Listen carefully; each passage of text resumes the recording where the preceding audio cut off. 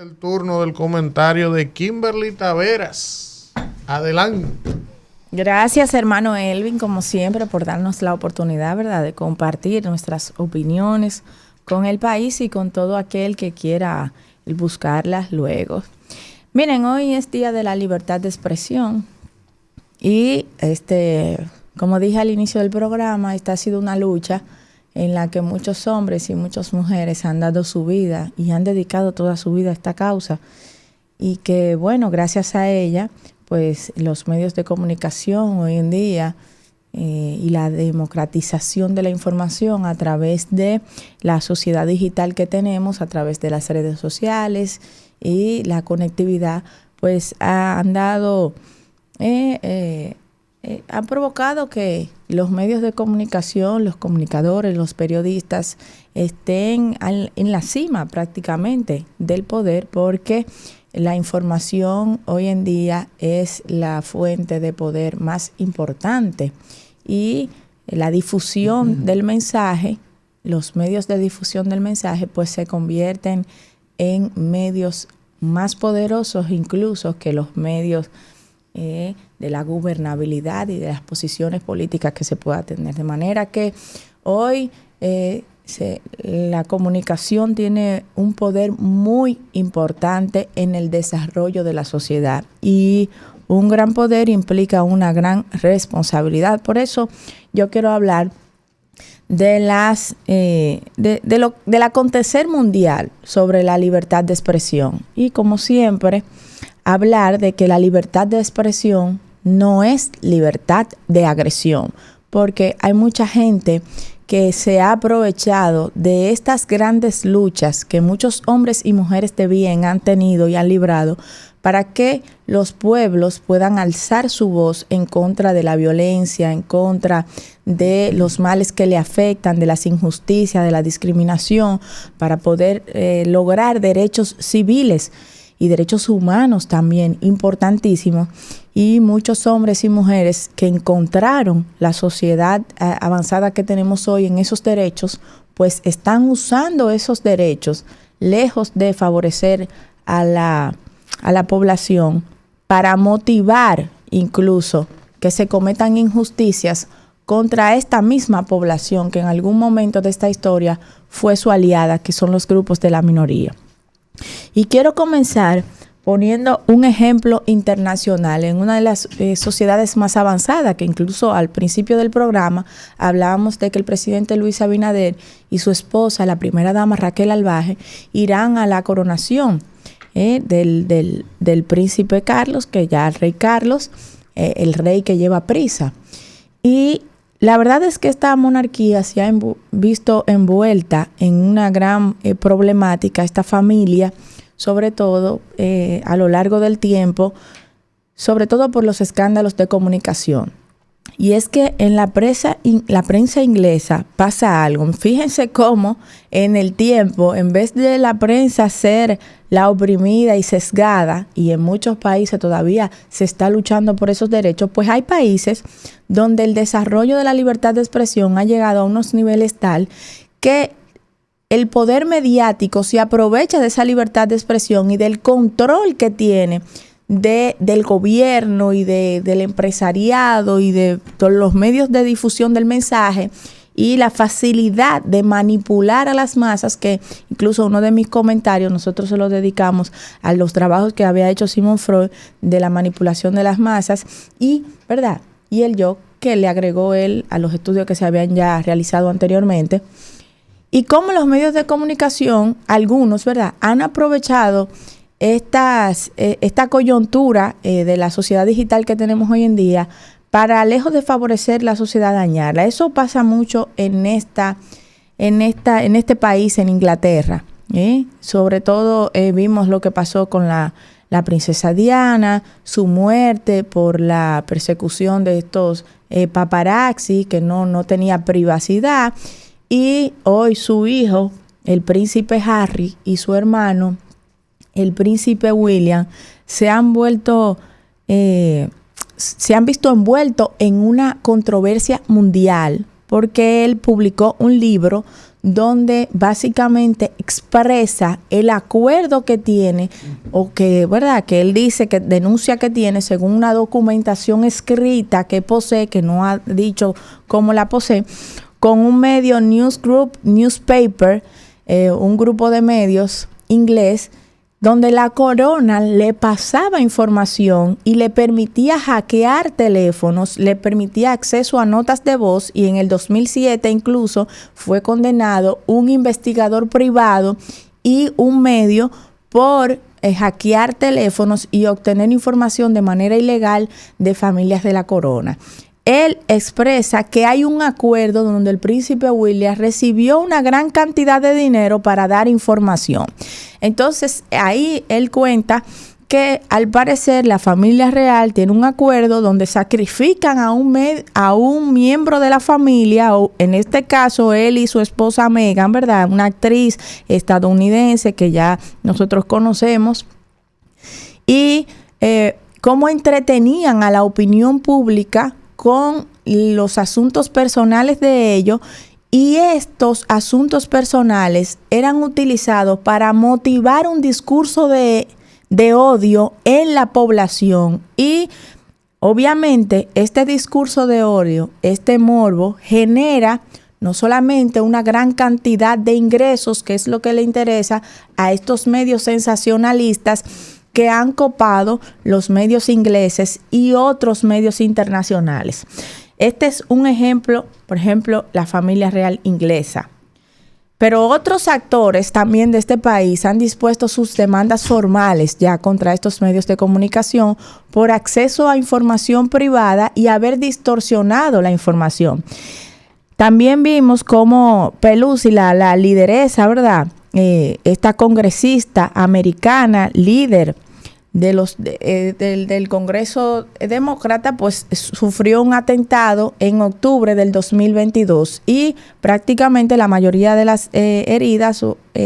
físicas pues las sufrió su esposo. En Estados Unidos, que es otro país donde se ha motivado un discurso de odio, y es curioso porque después de que lograron tener el primer presidente de origen afroamericano como es Barack Obama, por 2 periodos consecutivos, entonces vemos la candidatura presidencial de Donald Trump, que básicamente basa su discurso, valga la redundancia, en un discurso de odio. Make America Great Again, hagamos América grande de nuevo, basándose en que había que gobernar para la mayoría, pero esa gobernabilidad que él predicaba para la mayoría se basaba en culpar a las minorías de ese país de la mayoría de los problemas de Norteamérica, y esto provocó un discurso de odio tal en la gente y la motivación y una manipulación que se llevó a cabo incluso, ¿verdad?, el asalto al Capitolio. Después de ese asalto al Capitolio, se han registrado más de 9,000 atentados contra congresistas americanos, y el 70% de esos atentados contra esos congresistas norteamericanos es hacia los demócratas, que ustedes saben, Estados Unidos, pues están los demócratas y republicanos. Y es alarmante la situación en Estados Unidos, tan grave la situación que ha llevado a la conformación de la Liga Antidifamación. Y esta Liga Antidifamación, en la que ha realizado varios estudios y que en otros países también ya se han hecho varios estudios contra este discurso del odio, ha tratado de darle ¿verdad?, respuesta como partida de la época moderna al Holocausto. ¿Qué fue lo que llevó a cabo al Holocausto? Entonces se ha llevado a cabo una serie de estudios, sobre todo en Estados Unidos, que ha generado la pirámide de odio. Y estos profesionales, tanto de la comunicación, profesionales de la ¿verdad?, de la neurociencia, de la psicología, etcétera, de los estudios del comportamiento social, han determinado que esta pirámide de odio se llega al pico, que son la violencia ya extrema contra un grupo de personas, pero empieza de una manera que casi no se puede percibir socialmente. Y a la llamada generación de cristal que tenemos hoy, se ha determinado que consume más el discurso de odio en las redes sociales incluso que la pornografía. Oigan bien, quiere decir que un joven prefiere aprovechar el anonimato que dan las redes sociales y cualquier participante que puede escribir un comentario de odio a cualquier persona, sobre todo estos grupos a los que va dirigido el discurso de odio, para cosificar al ser humano, que es la primer paso de la base de la pirámide del discurso de odio, la deshumanización, porque cuando usted ridiculiza, se burla, que es el mobbing, que vimos aquí incluso una doctora que habló sobre ello, y acepta como normal ese comportamiento contra ese grupo, que puede ser un grupo sexual, ¿verdad?, de género, o por el color, o por los orígenes de ese ser humano. Y también hay un grupo que es la clase política, que hay un discurso incluso de odio contra la clase política. Entonces, cuando se acepta ese comportamiento en la sociedad de ridiculizar, de burlarse, de, ¿verdad?, invalidar el pensamiento y las opiniones que da una persona perteneciente a esos grupos de la sociedad, pues ahí inicia la pirámide de odio. Sigue con un lenguaje no inclusivo. El lenguaje no inclusivo, las microagresiones, los chistes. Hay muchos periódicos que son periódicos de sátira. No sé si ustedes han visto que se tratan de ridiculizar a las personas, que ellos entienden que no están capacitadas para ocupar una posición pública o para defender los derechos desde una organización. Y hasta la misma iglesia, ¿verdad?, han generalizado los delitos que haya cometido un grupo para generalizar lo mismo que la población negra en Estados Unidos. Durante muchísimo tiempo se ha generalizado los delitos que cometen y los inmigrantes, algunos de ellos, para generalizar, y que incluso esto ha provocado la muerte injusta y los abusos policiales de muchos contra estas minorías. También está la discriminación sistemática, que está un peldaño más arriba en la pirámide, que contempla la desigualdad en la justicia penal, porque si usted pertenece a uno de esos pequeños grupos que son discriminados y que son los objetivos de ataque, las mujeres,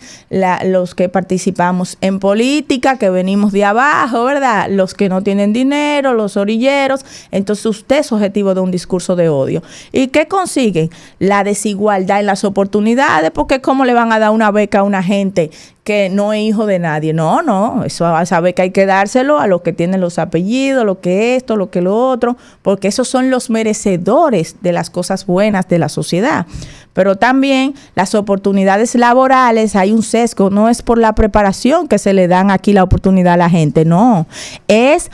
dependiendo si pertenece a uno de los grupos que son bien vistos en esta sociedad digital. ¿Y en qué desencadena esto?